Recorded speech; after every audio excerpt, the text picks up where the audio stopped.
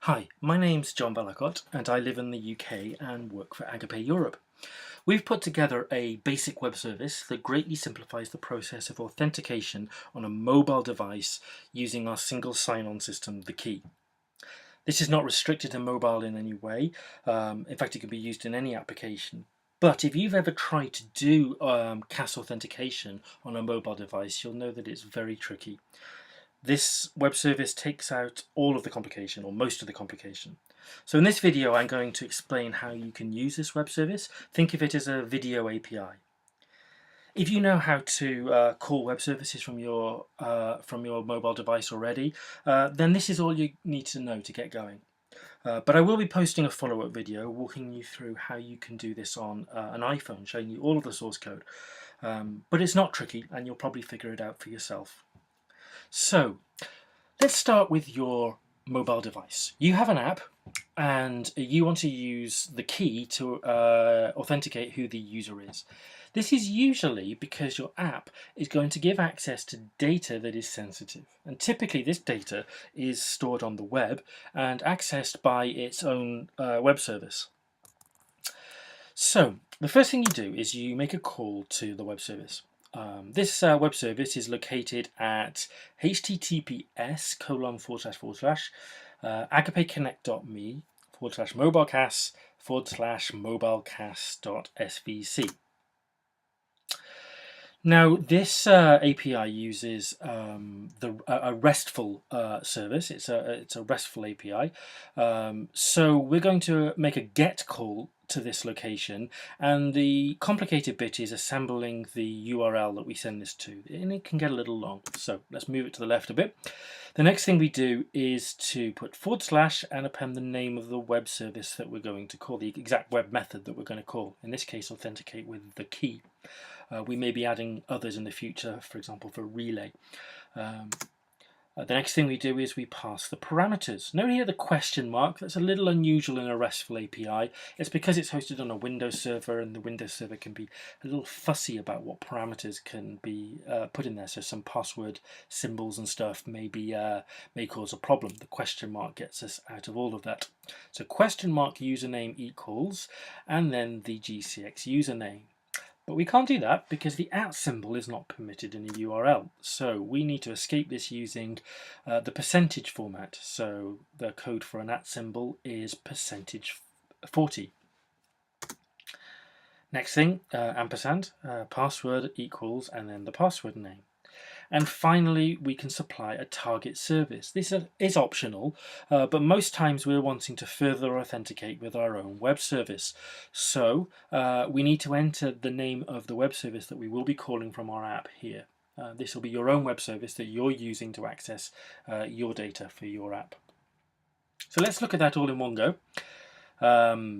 We've got the location of the web service. We've got the web method called authenticate with the key, question mark. Then the parameters, username, and then the password, and then the target service. So it takes a little bit to assemble that string from your device, but once you've got it, you make a GET call. So I then use the credentials that you've provided, and I go to the CAS server for you, and I verify whether or not these credentials are correct. This uses the CAS protocol. It's a little bit more involved than this diagram looks, but you don't have to worry about any of that. So once I've verified that the user is who they say they are, I respond back to you, and I use a JSON format to respond to you. Let's look at this. There's 3 parameters. The middle one called login success. This one tells you whether or not the login has been successful or not. If it is successful, you'll also get a GUID. This is a unique identifier that's provided by the key and identifies who the user is. And finally, a proxy ticket. If you've supplied a target response, you'll get a proxy ticket, and we'll use that in just a moment. Now, if you don't have a web service, if all you were trying to do is authenticate the user for your app, you're done. That's it. You can continue. But more often than not, you want to now call your own web service, and you also need to authenticate now with that web service. This is something called proxy authentication. We recommend that you don't store the GUID. or the proxy ticket. The proxy ticket is a one-time use only thing, so it's got no use to you. If you ever need another proxy ticket, you need to re-authenticate again and get one back.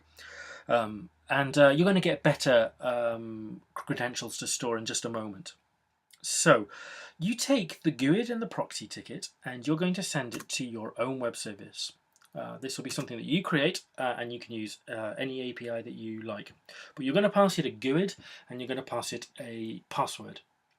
Your service then contacts the key using the CAS protocol and independently verifies whether or not this ticket is correct and whether or not the user is who they say they are. So right now, your web service, your app, my web service, everybody knows exactly who that user is and has independently verified it with a key. So your web service then creates its own login credentials. I've called it here a device ID and password. These are the credentials that you're going to use from now onwards. These you do store. And so for all subsequent communication, we don't need to worry about going through this this route. We can get rid of the whole MobileCAS and the key. And all you need to do is send it the stored device ID and your web service can respond directly. Much quicker, much cleaner, much simpler. Now you may decide to go back through the CAS protocol again every time your app is launched. If your app is controlling sensitive data, this would definitely be a good idea. If your app doesn't have particularly sensitive data, you may consider that this isn't necessary, that you can store invisibly in the background the device ID and password, and every time the user opens the app you assume that they are who they say they are.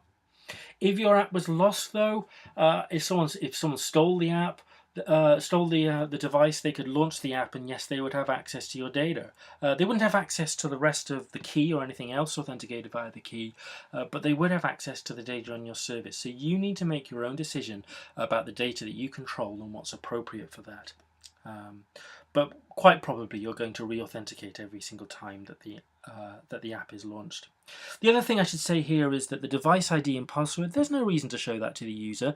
If I were you, I would make that long and very secure. There's no reason not to. And you can store that invisibly in your app. If you're using an iPhone, then there's a NS user default is a pretty good place to store that. And that's it. You're done. So let's just sum up. The first thing you do is you make a GET call to MobileCAS using a RESTful API. Then you receive back a GUID and a proxy ticket, and you send this to your own web service. Your web service is going to independently verify with CAS, and then come back to you with a device ID and a password. These you store and you use in all subsequent web service calls. I hope that's been simple. Next time we're going to look at how you do this on the iPhone. I'm going to show you the source code. We're going to walk through it if you need any more help. Don't worry if you're using a different device like Android, or if you're using different languages. The principles are the same, so you can learn these from the videos that we're doing. And these web services are designed to help different languages and different systems communicate with each other. They're very, very good at that. So there's nothing different if you're calling from Android or for anything else. I may even show you in another video about how we can create the web service, your web service, that independently verifies with the CAS, because again, some people get hung up on that. So I hope this has been useful to you, yeah, and I hope to talk to you again in the next video, and I hope this assists you in building apps that help the kingdom grow.